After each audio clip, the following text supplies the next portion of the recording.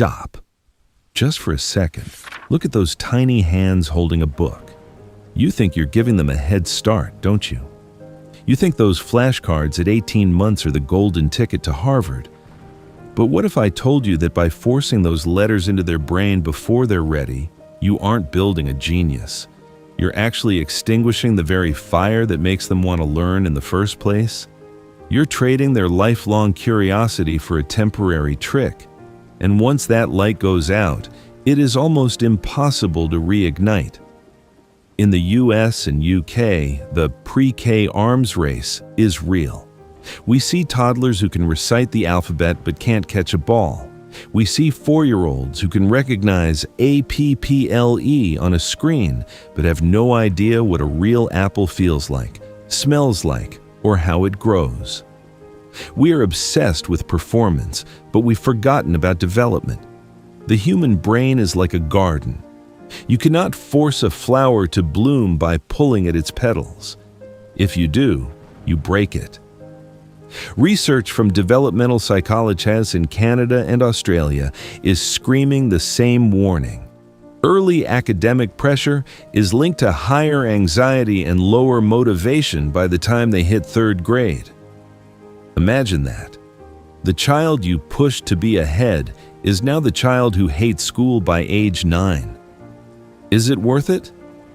Think back to your own childhood. Remember the magic of a story? The way you looked at clouds and saw dragons? That is natural curiosity. It's a fragile, beautiful thing. When you turn reading into a chore, a must-do task filled with, "No, that's a B, not a D," you shift the child's focus from discovery to pleasure-seeking. They stop reading because they love it. They start performing because they want your approval. Or worse, they start fearing your disappointment. Every time you sigh because they got a letter wrong, a tiny brick is laid in a wall between them and the joy of books. You aren't teaching them to read.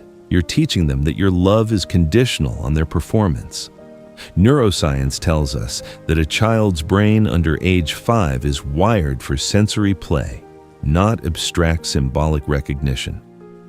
When we force them to sit still and memorize symbols, we are literally bypassing the parts of the brain that develop emotional regulation and social intelligence. We are creating smart kids who are emotionally fragile. Is a child who can read at 3 but can't share a toy at 5 truly ahead? So what is the alternative?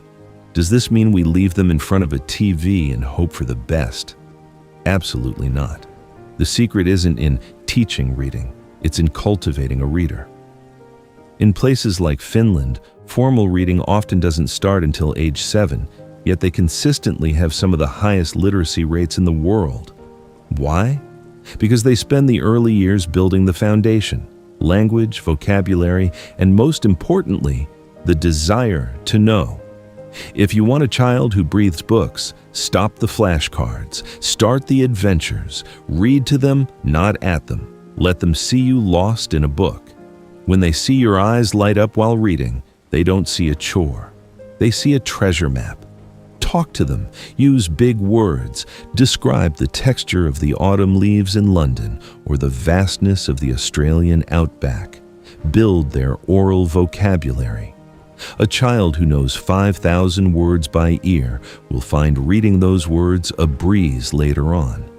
But a child forced to decode "the cat sat on the mat" while their brain is screaming to go outside and play, they will associate books with boredom and restriction. Let's talk about the burnout generation. We are seeing record numbers of teenagers in North America struggling with burnout and academic apathy. When we look back, many of these kids were the prodigies of preschool. They were pushed too hard, too fast, and they ran out of gas before the race even really started. By forcing your baby to read, you might win the parenting brag at the next dinner party, but your child pays the price. You are stealing their playhood. Play is not a break from learning. Play is learning. It's where they learn physics, negotiation, and resilience.